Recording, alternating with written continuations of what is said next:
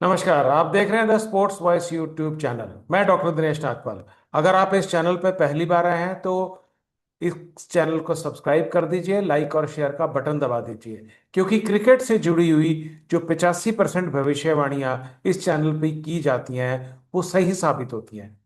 जैसे इस test match के पहले हमने कहा था कि भारत पहले बैटिंग करे या बाद में बैटिंग करे, भारत जीत जाएगा। और ऐसा ही हुआ। गाले में, श्रीलंका के घर में भारत ने बहुत अच्छा प्रदर्शन किया और एक करारी शिकस्त दी। 165 रनों से श्रीलंका को हरा दिया। लेकिन ये महत्वपूर्ण बात नहीं है। ये जो बात महत्वपूर्ण है, तो ये समझने की कोशिश करते हैं कि भारत की वर्ल्ड टेस्ट चैंपियनशिप फाइनल खेलने की राह कितनी आसान हुई है और भारत को इतनी बड़ी जीत कैसे मिली, और भारत की सबसे बड़ी कमजोरी क्या रही इस टेस्ट में। देखिए, जहां तक वर्ल्ड टेस्ट चैंपियनशिप का सवाल है, भारत इस समय 5वें स्थान पर बना हुआ है। इस जीत के कारण पॉइंट परसेंटेज में उनकी बढ़ोतरी हुई है। 48.15 से वो 53.33 पे चले गए। लेकिन चौथे पायदान पर नहीं आ पाए, क्योंकि बांग्लादेश ऑस्ट्रेलिया को जिस तरह से उन्होंने डार्विन में हराया, तो वो चौथे स्थान पर बने हुए हैं। अब जो दूसरा टेस्ट मैच होगा 23 अगस्त को शुरू होगा, और भारत को 7 टेस्ट मैच इस कोलंबो वाले टेस्ट मैच के समेत खेलने हैं। ये जो WTC की साइकिल चल रही है, ठीक है। भारत घरेलू सत्र में, घरेलू श्रृंखला में 2 श्रृंखलाएं हार चुका है, न्यूजीलैंड के खिलाफ और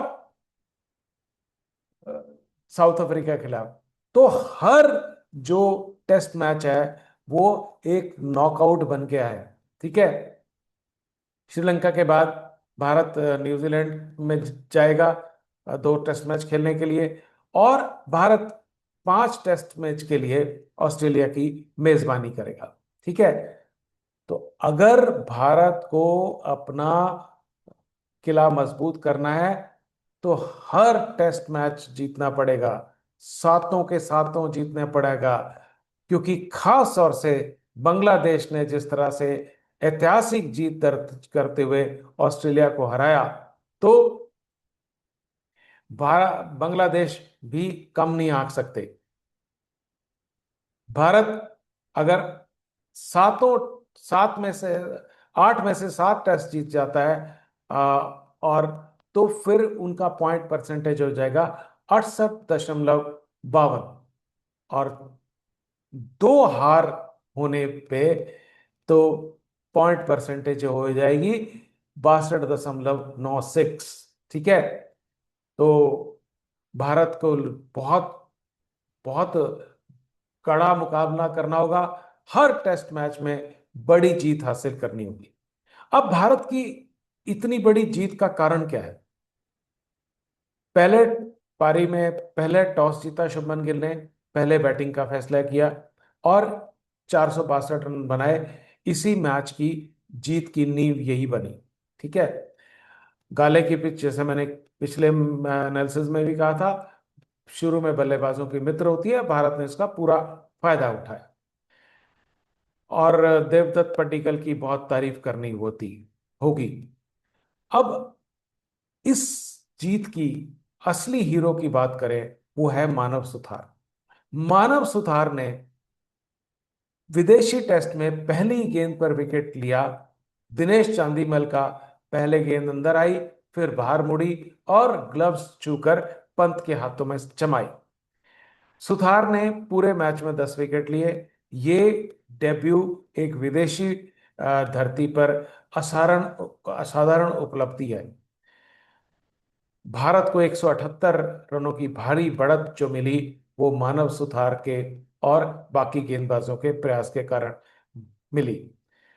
तो ये नाम याद रखिएगा, मानव सुथार भारतीय टेस्ट क्रिकेट का नया सितारा हो। अब दूसरा जो बहुत गलती हुई भारत से, ये जो 193 रन पे भारत की दूसरी पारी सिमट गई, ये गंभीर चिंता का विषय है। अगर श्रीलंका का बॉलिंग अटैक थोड़ा और प्रभावी होता, थोड़ा और एक्सपीरियंस्ड होता, तो बात बिगड़ भी सकती थी भारत की। असिता फर्नांडो और प्रभात जयसूर्य ने चार असिता फर्नांडो ने 4 विकेट लिए और प्रभात जयसूर्य ने 3 विकेट लेकर भारत का टॉप ऑर्डर का बिखेर दिया। हालांकि क्रिकेट के ज्ञानी लोगों का कहना है कि भारत ने तेजी से रन बनाने की कोशिश में अनावश्यक विकेट गंवाए, लेकिन 178 रन की बढ़त के साथ भारत को कम से कम 280 से 300 रन बनाने चाहिए थे।